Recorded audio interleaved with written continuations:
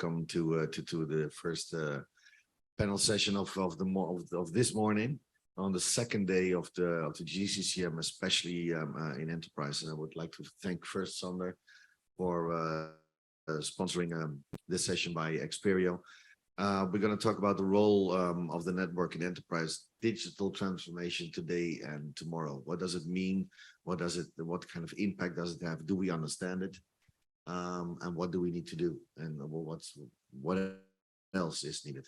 I'll give the panelists here all a quick minute to introduce themselves to you, and then we're going to listen to a presentation from Daniel. So we're a lot of guys, so we'll try to keep it as short as possible, but trust me, we'll get it done all for you. So thank you. Sander. Yeah, let me start with the introduction. Good morning, everyone. Similar voice problem, by the way. It's same part. So my name is Sander Wagens. I'm the Chief Product Officer at Expereo. We provide managed internet access services, enhancement services, and SD-WAN for enterprises. Today, we support roughly 60% of the Fortune 2000. And yeah, I'm looking forward to today's session to see what's on their roadmap for the future. Good morning. My name is Renee Newman. I'm working with CB Systems. We are a vendor, a product solution provider for managed infrastructure solutions. So we're trying to solve a lot of operational questions, how to operate networks more efficiently, avoid truck rolls, and just in general, how do you operate a network in a more efficient way? Hello. Hi. My name is Ethan Lolder. I'm head of business development for the UK and Ireland with Enexo. So a little bit non-standard. Enexo are a software integrator who work specifically within the communication space and work with brands such as Expereo and Deutsche Telekom in order to do the front end and help actually sell the services that you're talking to providers there. So yeah, that's a little bit for me. Okay, thank you. Daniel. Yes, working. Yeah. Hello, my name is Daniel Vishnia. I'm the Chief Digital Transformation Officer in Aroundtown SA. Aroundtown is the third listed biggest real estate company in Europe. We have properties, commercial, residential, and hotels, mainly in Germany and in the Netherlands. My objective is to be one step ahead in technology, and I will share with you some of my thoughts. Thank you so much. Nicolas. Good morning to everyone. I'm Nicolas Kramer. I'm at Orquest, a Latin American carrier with headquarters in US and with main focus in automation. Thank you so much for your time. Thank you. German. Morning, everyone. My name is Shaman. I'm from DC Connect. I'm the CCO of the company. What we do is we run a network of over 1,000 POP globally. We're running it through an ASEAN platform. We do automations, and we are focused mainly in Asia. We're very strong in Southeast Asia. We have a lot of resources there. That's good to have this chance to come here and talk to all the guys and understand a bit more. Thank you. Thank you, and then thank you all for being here. Now, if I might invite Daniel to the stand to listen to his presentation and to see what you have to share with us. Thank you so much. My pleasure. Really a pleasure to be here. Okay, so the introduction is going to be shorter now because I already introduced myself, but I will speak very fast. My job, is to explore. Sorry, thank you very much. Yeah, better. Yeah. So my job is to explore new technologies, to expose them to the company and to the different departments, and to implement and to see what it's cost effective, sustainable, and helps our department and our company to grow. So I was a dyslexic at the age of 14. I had my first computer was like I think all this room, big enough. So I started in a very young age the journey in computers, in software, at the age of 14, as I told you, dyslexic. After 3 months, I already developed the system of managing the school. So it was the first, I'm talking about the 80s, right? So, and today I do it very fast and play with much VR and robotics, service robots. I'm even ambassador in TEMI, working very much with AI and computer systems. And I live in the net. I live in the net. This is my water. Today, if you need to understand my journey regarding the network and what we're going to speak today, so I started in the internet for day one, even -1. Already in the 76, I was working with ARPANET in the USA. And then, just at the moment was graphic. I already was working with HTML, JavaScripts, businesses, promoting and exporting websites. And today I'm playing with, my profession and expertise is digital exposure. So this is part of what I do in the company. I'm photographer in Google and working 360, much of Web3 or metaverse. And again, XR, AR, looking one step ahead and see what it's coming 5, 10, 15, 20, 30 years from now. And we need, and this is what I will share a little bit with you today. And for sure, the revolution, AI, why and how and what it means for us. And I will try to explain. So what I will share today is really my thoughts on a little bit of futuristic, but I call it futuristic. Future is now, and we will see many things that we thought it was the future. It's happening now really fast. This graph, I think everybody understands that you're coming. This is not what I feel is your field, but the use of cloud network is really jumping, is exponential growth. And this is until 2022, because I want to bring the exact data. And some of them things that you will see today are from 2 weeks ago. So what I'm talking about, 2023 will be a shifting year regarding cloud computing. And why? And for me, it's very easy to understand. There are 4 main points, and I think we will touch it in the panel. But the first one is the increased use of individuals and companies on software or cloud computing. And I'm talking about mainly software as a service, and I'm talking about platforms as a service, and I'm talking about infrastructures as a service. So much more individuals, and we see ourselves with our mobiles and how dependent we are in the network, in the use of this kind of software, and even huge companies. And I'm talking about huge companies that add their what we call IT systems in the tailor-made in their company, are using cloud computing. Secondly, we saw after the pandemic a huge shifting in distant working and distant learning. And this is not going down. This was a trend. It was shifted by the pandemic, and now it's continuing and will continue. And we'll see the increment of this trend. And it's not only a trend. If I'm talking about e-learning, so we already have universities that most of the course and are online. And this is, again, not a trend. And if we are talking about AI, we talk about education. And I think in the coming years, more and more campuses or virtual campuses will open. So again, use of cloud network. The next one, is a common sense one. If we talk businesses and cloud networking, but, IT and flexibility of having today all the infrastructure in the net is very cost effective. If we need it, we use it. If we don't need it, we don't use it, so we pay less. So if flexible, cost effective, almost all the business, e-commerce are just using it. And if they're not using it, they will use it in the coming years. Because it's, again, I'm not talking about a trend, I'm talking about what I see is coming. And the last one is AI.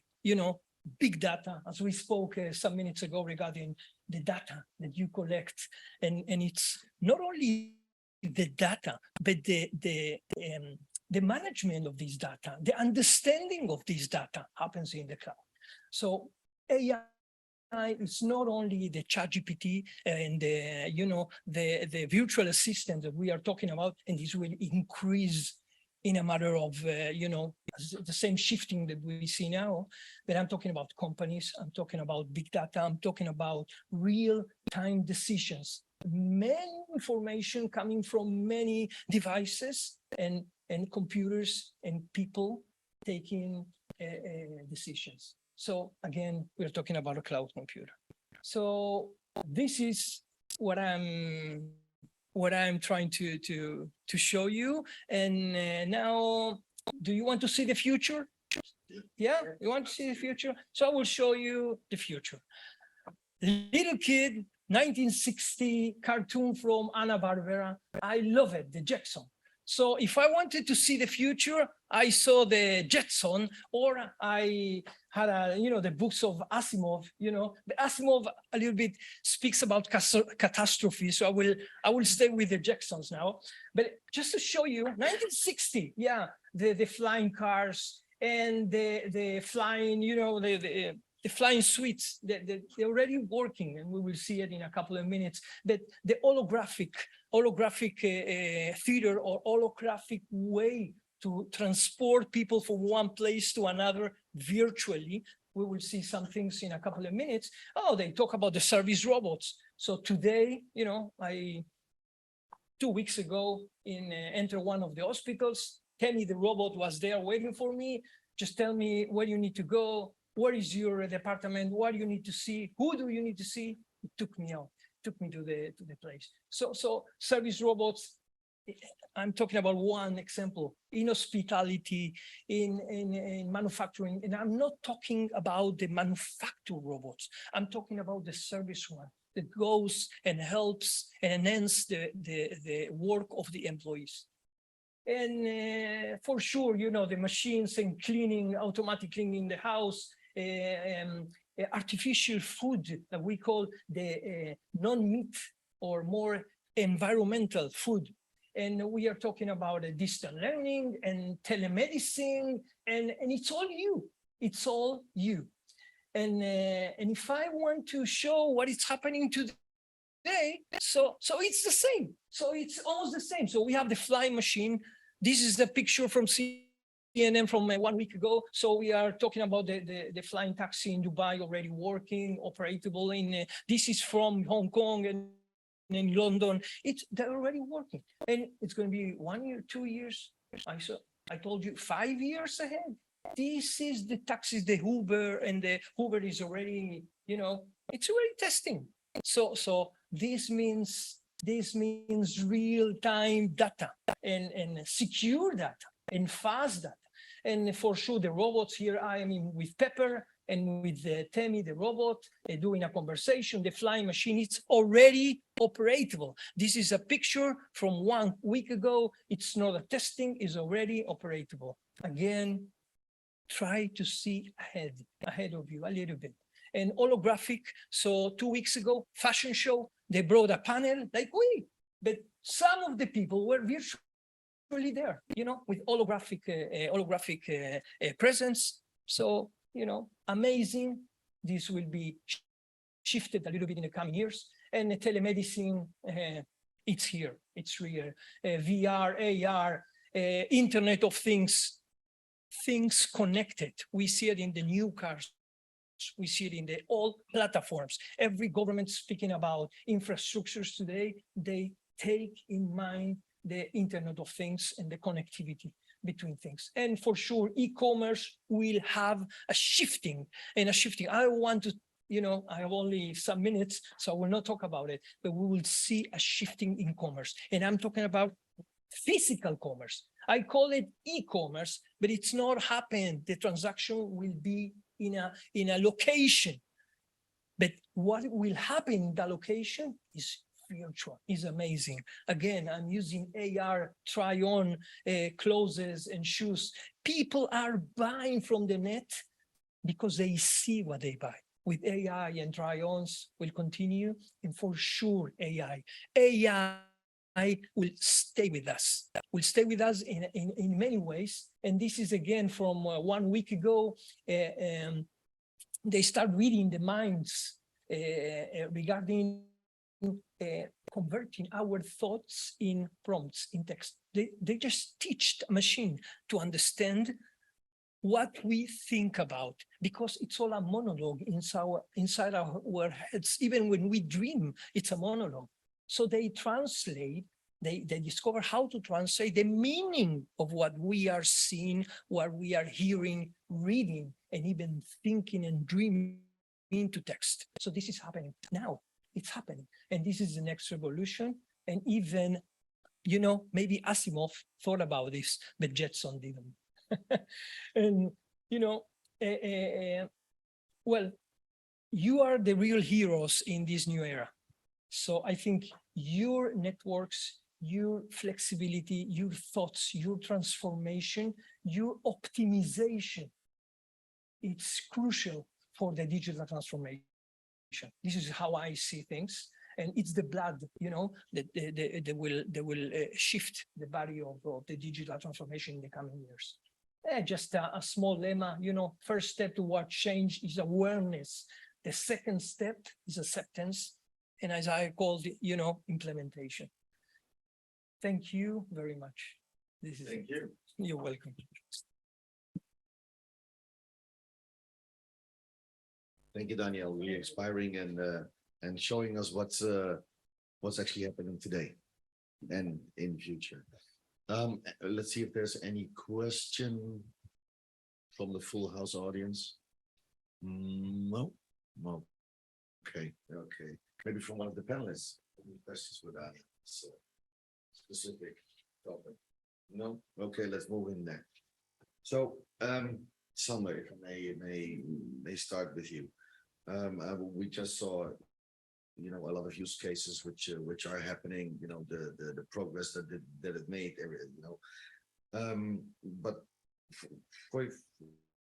from your point of view, can you explain to us and the audience and the people who watch this live virtually, what is the role of the network in the enterprise digital transformation? And can you maybe explain what digital transformation for the enterprises is? And the third question is actually, and do we in telco understand? Okay, 3 questions. Yeah, 45 minutes. We can go. No, I'm eager to hear. Well, let me start with a very obvious statement and to build on what Daniel already said. Without connectivity, there is no transformation. It is the one thing that puts everything together. You see this in everyday's life. We can't be without the internet anymore. You feel suddenly disconnected. So connectivity makes it all happen, and that's part of that digital transformation. It's an enabler. That also means that there's additional challenges there, because if we say connectivity is the one that needs to be always there, it's not yet a global commodity.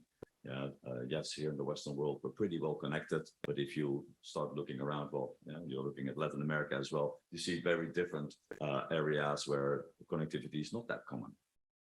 Because of that, we see great deployments now, for instance, with low orbiting satellites, trying to make connectivity more available to a much larger audience. And this is crucial if we want to continue on that digitalization path. Our view on that one is, and we're going to listen to our customers, even though we're like to be forward in terms of technology, there's a real life problem today that needs to be solved. And we do this by trying to map out, what kind of connectivity is available anywhere in the world, so that we can build up that connectivity stack that is necessary for the businesses to run. Well, I don't want to repeat you again, but everything is going into the cloud. And that requires a completely different way of looking, a much more flexible, looking at that connectivity layer again. When we help our customers with the rollout of either the network as connectivity only or including SD-WAN, we go on a discovery phase together. When we start to roll these things out, those networks, we find out that there are so many more applications in the network than what central IT was aware of. There are dozens, hundreds of cloud applications in a global network.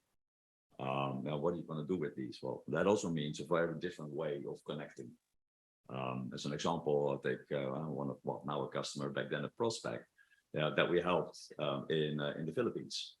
They were served by a big international carrier, and the connectivity, particularly to the US, was well, but their HR department was complaining about very poor performance. And when we took a look at what that really was, it was the HR application, the payroll application, which was hosted in a cloud in the Philippines locally.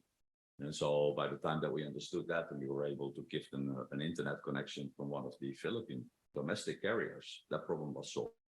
A very effective way. But you can see you really need to have this view on who works from where, what kind of applications do you use in order to make sure that the connectivity meets your requirements.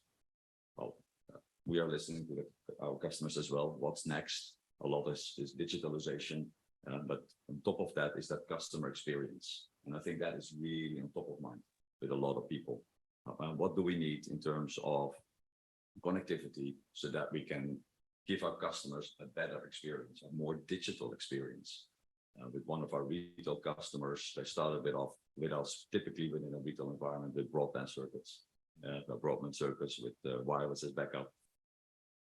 We're now talking to them to go to 50 or 100 meg per store on dedicated circuits because they need that level of performance because they're starting to build a digital in-store experience for their clients. I think it's very much what you just said, right? Using AI to get there. And this is really happening today. And we're starting to transform that network already. And we only deployed that 2 years ago. So it's going really quick. Yeah, so in summary, connectivity is key. There's a lot of development going on in the connectivity space. Yesterday, we talked briefly about 5G. That helps, but at the same time, we found out there are 35 companies in the world that have it. So there's a lot of development that still needs to be done, a lot of investment that has to go into it. But if that's not happening, it will stop this digital transformation that's coming. And let me leave it at that for now. Okay, thank you. Renee, you want to bump in? Okay, yeah, of course. So as I mentioned, we are coming more from the operational side. We are actually talking a lot to a large scale of different customers. And I would actually say that I see two types of customers starting to develop. You have ones which are really pure users of the network, and they don't really want to operate it. They are customers who like SaaS services, platform as a service, cloud services, or in any of that shape and form. And what we are starting to see that they are actually even contemplating getting rid completely of their own network, because service providers, specifically with 5G, opportunities to expand the network into a location, small branches or anything like that. Why do I need to operate a small branch network when I have only mobile phones, laptops? They have zero trust agents already installed. They're connecting to cloud endpoint. All what I need is connectivity. Really, the local network operator is all what they are providing. It's pure bandwidth. No other services really on top. The other side to that one is larger enterprises where connectivity forms part of their operational business. It's key to their success. It's these stores which bring the digital experience into their stores. And they want control over their connectivity.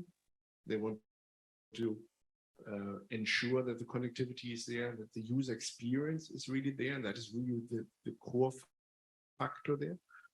Because at the end of the day, from a high level, nobody really cares about connectivity as such.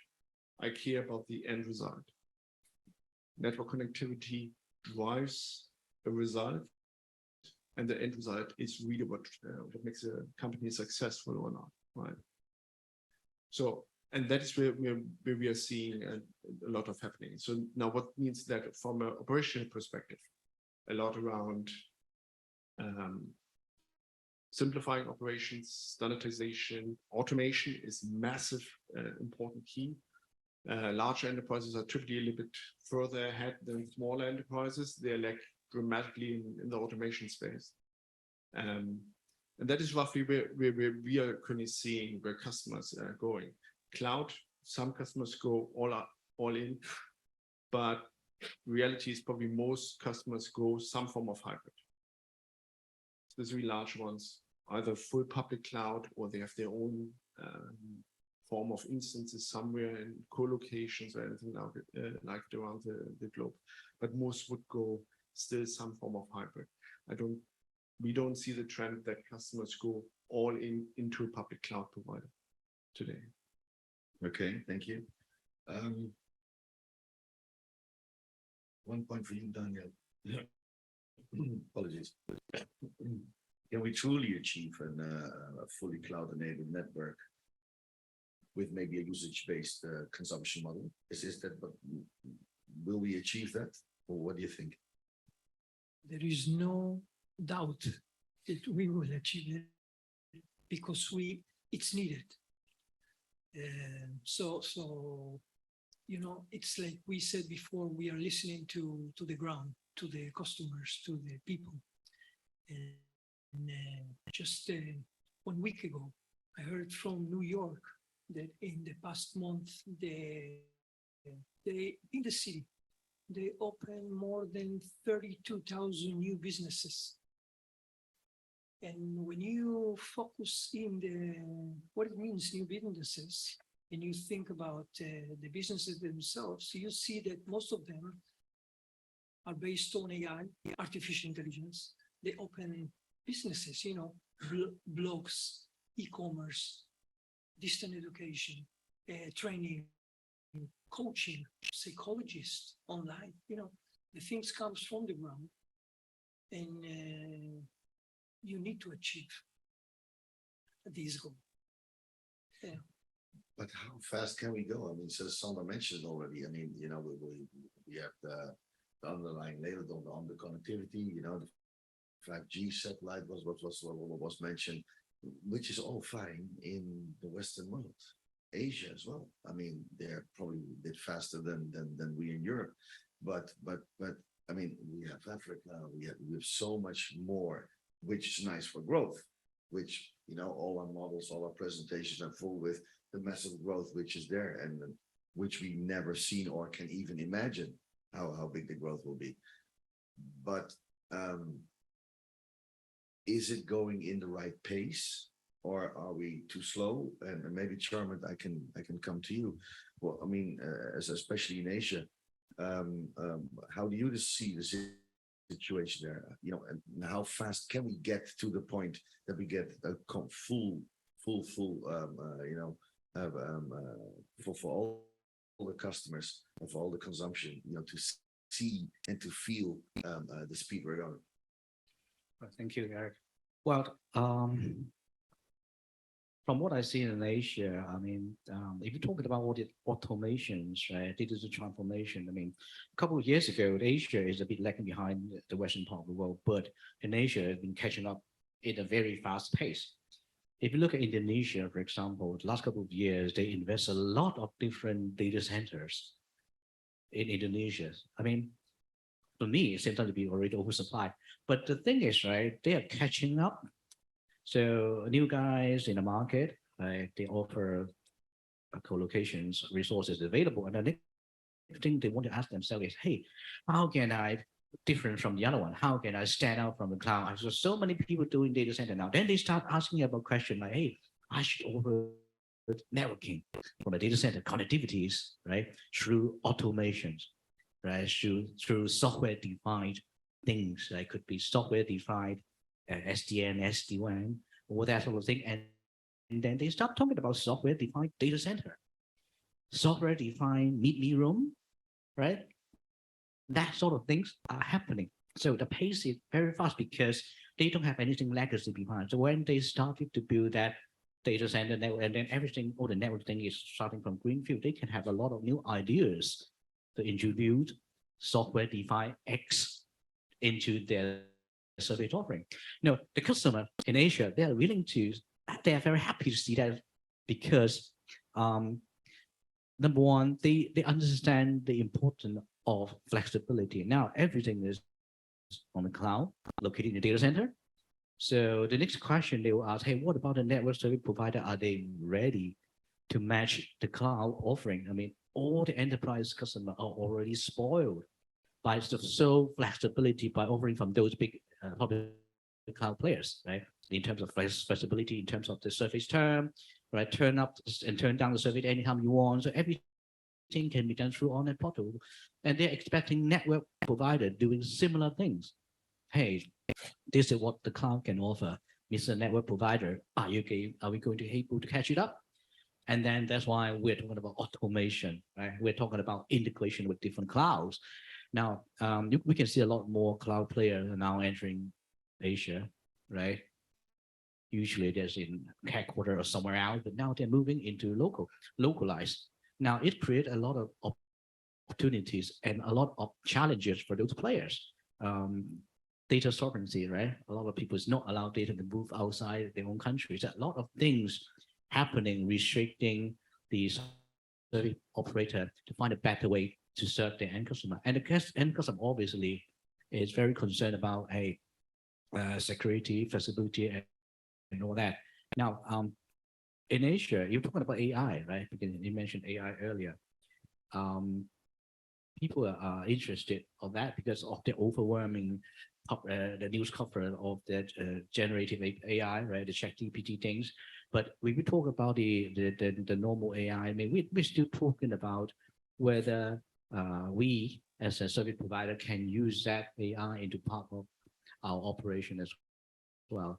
Something that we're doing it right now. Yeah, if you got some time, we can cover it in the next question. But there's something happening in a big way in Asia. Okay, thank you. Nicholas, your part of the world. Yes. Hello. Now it's better. Yes. Unfortunately, in our region, we are far away of digitalization and automation. That's the reason why our main focus was to get all information from our local access providers and automate within our system. We have been the only carrier in the Latin American region who developed a tool that follow up all the life cycle of the service, because we saw that demand of the end customers. So something that we are focusing on is on the AI. We are applying AI in the quotation process so far. So that's something we are already doing. So from our end, we are 100% focused on that, and we are expecting that the pace in the Latin American region increase. Okay, thank you. It's good to do this trip around the world to see where we're all standing. Okay, moving on, gentlemen. Last thing, a little bit more about the network and service, and considering that 80% of the time customers request interconnections all the way to the premises. I mean, you just mentioned it, and you want to control it, and the customer want to see exactly. Exactly. So maybe Sander, if I can come to you, how are you addressing this through your existing automated tools, and what kind of developments have you done to improve or change existing commercial processes? Because it is not easy. I mean, we can have numerous examples, but I know that you have a very nice platform. So maybe you can give us a peek on it. Yeah, we're trying to bring this all together. I think a very similar vision with August is that for the last 2 decades, Expereo has been mapping out for all of our supplying partners around the world what I call the 3 W's: the who, what, where, works well at the internet, and and when we started, we've already found out that a lot of the local access suppliers, they don't always know exactly where it is. Addresses are not as common everywhere around the world. And so the way that we understand that was building a platform so that we could mimic whatever understanding they had on connectivity and where that was available. And so we could do that, for instance, building lists on net, near net. That's an obvious one, but also for wireless towers, to mapping out the radius subject line of sight, but then we know, yeah, that supplier can supply that particular area. And polygons, literally drawing on the map, saying, okay, I can supply services here. That helps us to understand what it is. So this is what we started about 15, 20 years ago, and continue to develop that. And our supplying partners, they have their own portal where they can see the development and the interest in their network services, how much business they win out of that one, but also it helps us to understand the development of those networks, so that whole ecosystem continues. Well, if I then see where we are today, there's a lot of focus on APIs as well. So it's great that if we have the data in our platform and manage it for them, that's one way. But if you really want to stay up to date quicker, we're going to do it through APIs, but now we can pull the data straight out of their systems. From the thousands of suppliers that we have hundreds of APIs. And that doesn't mean that we can't handle more. It simply shows you that those supplier data, their own data is not ready yet to be shared in such a digital way. And so we started an initiative with the MEF now, where we're going to be talking about automation, talking about standardization, to really help a lot of those partners that we have in country to relook at their data, because we love data. Data is great, but if the data isn't clean, you can't do much with it. So what does that mean, and how can we then interconnect so that it's easier for them to share with us, and we have real-time data to build our knowledge on, build a proposal on. That's what we're working on. Okay, talking about standardization, Ethan, standardization and the importance of standards is often discussed. I mean, that's what we're doing here actually. So, what's your take on it?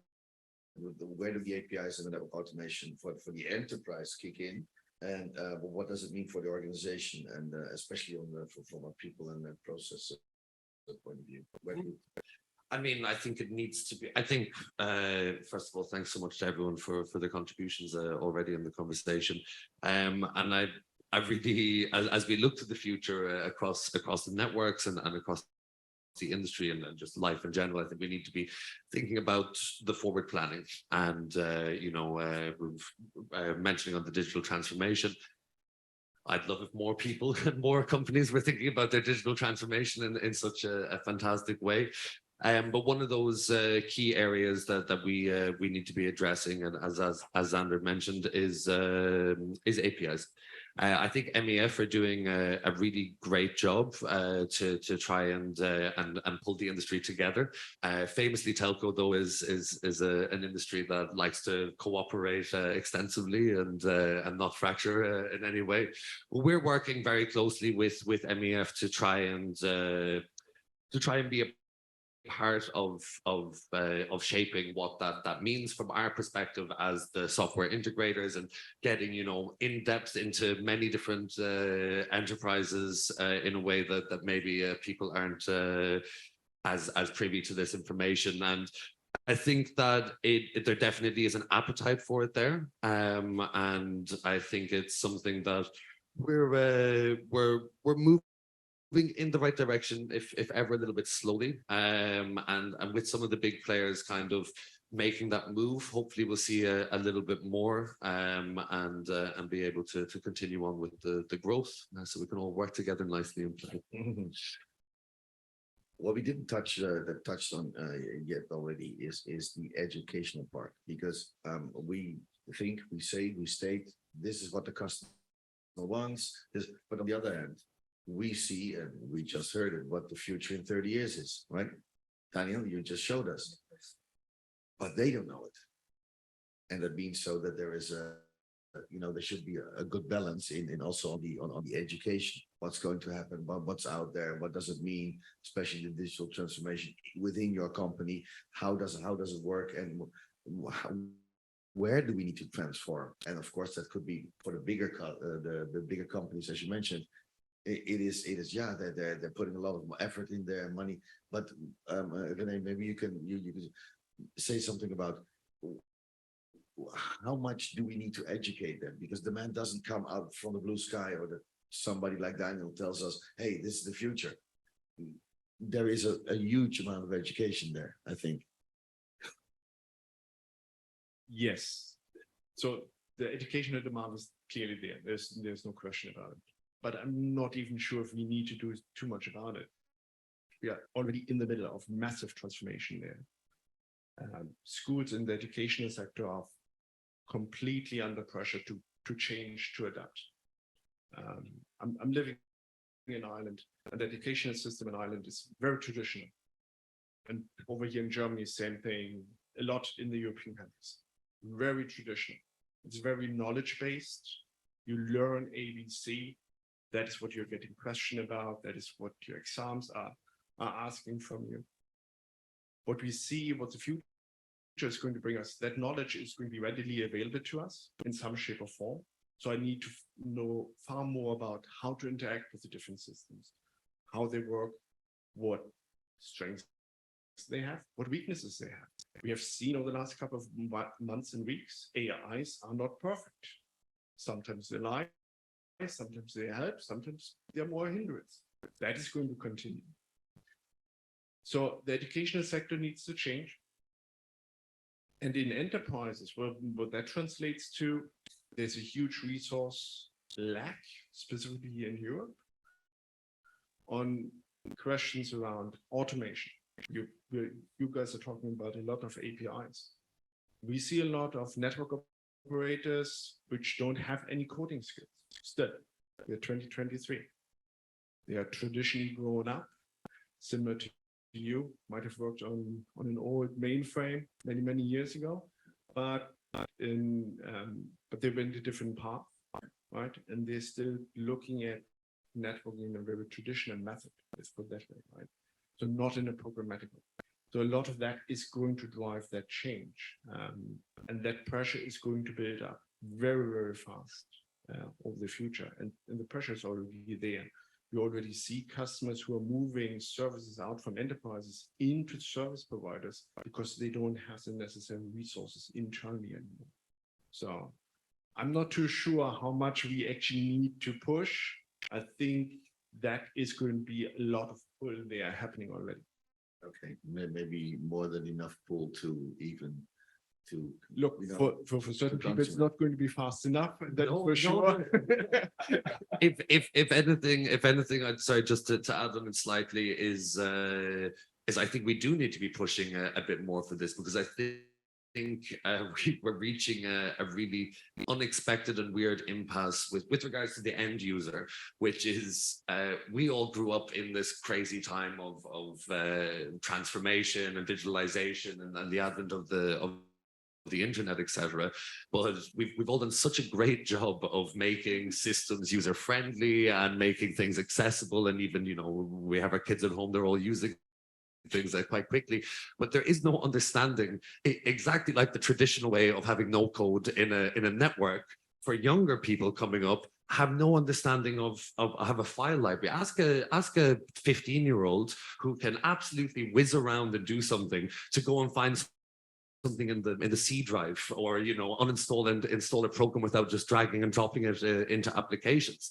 And I think we as the kind of, you know, incumbent generation in charge of this have done such an amazing job that it might come back to bite us. So I think we do need to be addressing that in the future as well, as a point. Chairman, you want to pump in? I think there's something that we can think about whether we can see the future. I mean, we now talk about Web3 now. So Web3 is something happening. So what that mean? It means different things to different people. We don't have a formal definition, but from what I understand from Web3 is talking about decentralization. Wow, it's a big word, decentralization. We all run on the centralized organization, right? And then what's happening is decentralizing. People start thinking about, I don't want a single entity to keep everything, to own anything. I want decentralization. So the young generation, right, you mentioned, if they started with this sort of background, thinking, I think I like decentralization. I don't like someone can dominate everything. I don't like this big company owning all the data, right? Search engines is them, everything is them. I want control. It's going to happen. It's happening. In what form or shape, we don't know, but we are part of it. We can define what that means. What we're doing now, actually, under the map, right? We are proposing something like a decentralized telecom network. So we think even a network, a global network, collaborating with different tier 1, tier 2 telcos, centralized ways, but we can do it through a decentralized way. So let's see how it goes. Let's see, put it together. I mean, that's what you said. We can push our idea to the world, to all the different partners, and see whether do you like this? Do you think this is the way to go in the future? Do you think this is what Web3 decentralized telecom network means? If you're okay, if you're not okay, just discuss. So I think this is going to happen. It's happening now. I mean, in a big way. Okay, thank you. Nicholas, I mean, we talked about AI tipped on ML and as essential tools actually for the next generation networks. But what do you think that, can you give us an example where you think, and now we're going a bit again to the future again, where do you think, what would be your wish that the network or could give actually to make everything more better, happier, and so what would be your wish? First of all, in our region in Latin America, time response. Nowadays, it could be really hard starting with the basics, getting a quote request. So we are still working to figure it out and to solve the basics. That is trying to get a quote within maybe less than 1 week. So with automation, something that we will achieve, for example, with APIs, we are reducing time response. Nowadays, we can get the price online.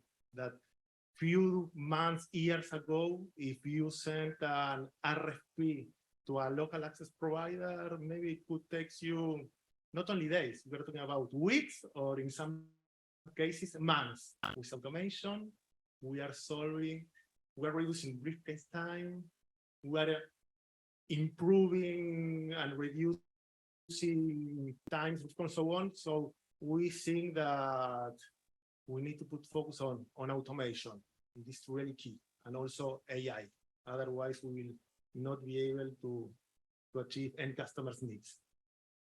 Okay, Diane, future workforce. What does it mean for us, for the people working with it?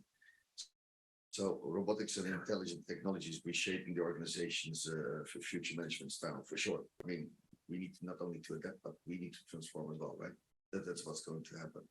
So what do you think we can expect more from it, or what's out there now? What can we expect coming towards us?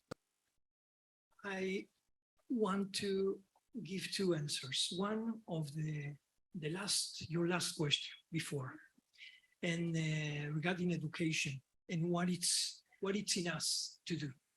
You know, education, it's responsibility, and we as huge companies that has so much data in control of the net of the things that are going, have our responsibility. Maybe if we take it, and this is the place to say it. You know, in the career community, you are doing a wonderful job. I think it's amazing network and place to change a little bit the thinking of you as a big companies. And I can tell you just an example. If in around on SA, we take sustainability as a very important matter. So when I think about solutions, one of the things that I measure is sustainable. You know, it's making a world a better place. It's educating. It's changing a little bit for the better. So I said, let's go for it. Okay, it's technology. It's changing, transformation, innovation, and it's sustainable. So let's go for it. So this is regarding the education thing. And one of the things regarding AI, we're embracing we're embracing AI and educating our people how to use these kind of tools to optimize processes. And I think you are in the same path, I'm sure.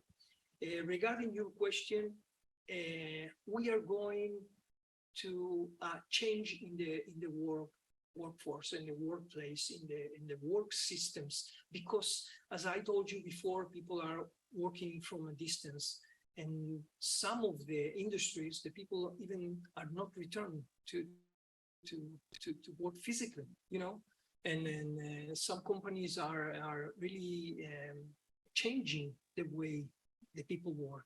Even governments are promoting it. Sure, why not?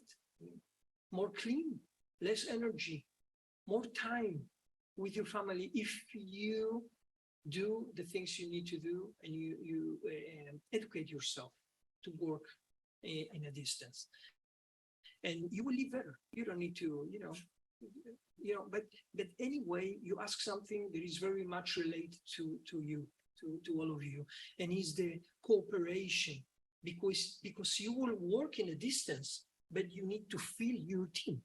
You anyway need to cooperate. You don't work alone.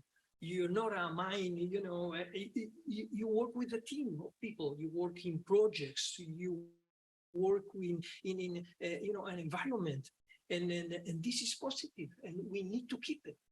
So much of the things that will happen will be anyway related to community, to communication, to teamwork, and again, all the other things like service robots and automation and APIs and control and data, and it will be tools in our toolbox as part of what we are doing. And again, networking, yeah, but the communication is essential part of the workspace, of the future workspace. And then this is what I think. Okay, thank you. Looking a little bit at the time, guys, what I would like to hear from you, all of you, maybe you can start, and I will end with Sander being the sponsor of this panel session. Just a closing round, so give everybody a quick minute to say what would be your closing statement on the networks, on and the digital transformation, what we're going through, or what they have to look out for. Yeah, no, actually, I would like to continue a little bit, but I totally agree with what you said with the digital transformation which is going on with remote work or wherever we are going to work from in the future, right? With whatever tools we're going to use. The human is still the talking ape. Communication is key to what we are doing. It's key to the way we are living. It's giving meaning to what we do. So whatever we do in the carrier community to bring us closer together, to enable us to communicate with the people who we care, people who we are working with on a daily basis, I think that is going to be the key. And we are in the unique business of knowing how to connect people internationally. So let's use that expertise and try to make all of that happening in a meaningful way in the future. Thank you. Ethan? Yeah, I think we're in a unique space as being the providers of that connectivity and seeing its value so quickly. As I think we're slightly ahead of the curve compared to different industries and living in the future, as you said. To get a little bit more kind of high level, I think we as a society need to be thinking a bit deeper about what this actually means, because it's coming incredibly fast, and things like education will increase, but the more automation we have, I think Bill Gates is talking quite often about a robot tax, and if we're creating or taking away roles from the person, we're creating opportunities where companies can optimize and be more efficient. We need to be thinking what that means within our traditional structures. And I'm all for Adorno's dream of increased leisure time with increased capitalism, but I think it's really something wider for us to be thinking about as we move forward. Okay, Nicholas? Yeah, yes, just two key takeaways. We need to put focus on automation, standardization, And the reason is not to reduce manpower, but to increase efficiency internally. Great, thank you, John. Well, I think the world is changing in a way that we barely catching up to understand what's happening. Generative AI, accelerated computing, and I heard some comment talking about data center is not going to be a server farm, it's going to become a computer. The whole data center become a computer, part of the network component. So this is beyond our original understanding of telecommunication, right? Isn't it? Connectivity, but it's different.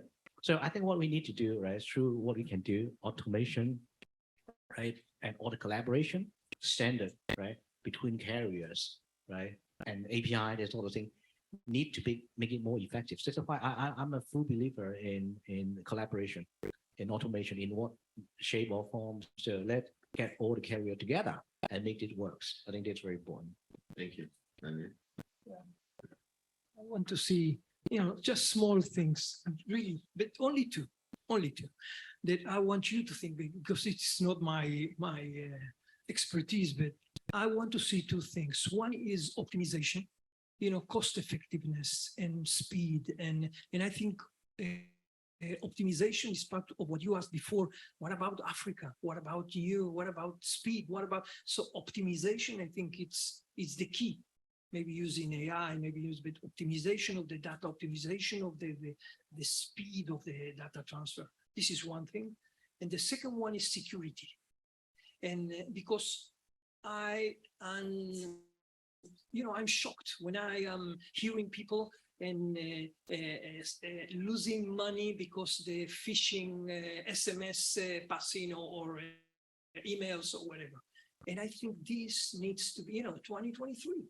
We have so much power. We have so much software, clouds and the data. We see it. We can control it. We can analyze it. How can an old person be fished by someone in in another country? And so this kind of optimization and security, I think it's huge important. Thank you. Sander. Yeah, Closing statement. yeah, and I love the topic today, right? Network, and for the enterprise, the digital transformation, and we had some really big topics. Yeah. I love your examples about what the future is going to bring, and it's good that we have that, as a point on the horizon to get to. I think my closing statement for today is that you need to think about digital transformation, or you will run behind your competition. But at the same time, don't get overly ambitious trying to do it all in one big thing. Run it down in smaller steps, or break it down in smaller steps, and then move forward as you go. In today's panel session as well, you heard about the big transformational topics about AI, but at the same time we're listening to it takes me 4 weeks to get a quote. I'm trying to fix that part. And that is still true as well. To your point, connectivity is not everywhere yet.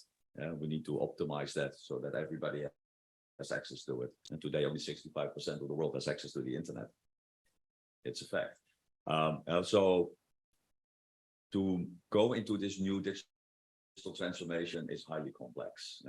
What we see is that with the larger customers that we have today, when we roll out this local breakout internet, we're using 300-400 individual networks to build that internet to support our application landscape. That's highly complex. So at the same time, break it down in small steps, but also don't try to do it all yourself. Get an expert there that can help you on the transformational journey. Thank you so much. And with those words, we would like to close this panel session, because the next one is waiting already in 10 minutes. So I would like to thank sincerely my fellow panelists. Thank you so much for sharing and for joining and explaining and tipping a bit of the future, what's ahead of us, but also to understand the role and the importance of the network in a digital transformation, and what does it mean in, for, and with the enterprises. That was the focus of today. So thank you so much. I would like to thank sincerely and dearly Expereo. Sander, thank you very much for sponsoring this session. And for you there, thank you so much for joining. I'll see you back in a couple of minutes, and my voice will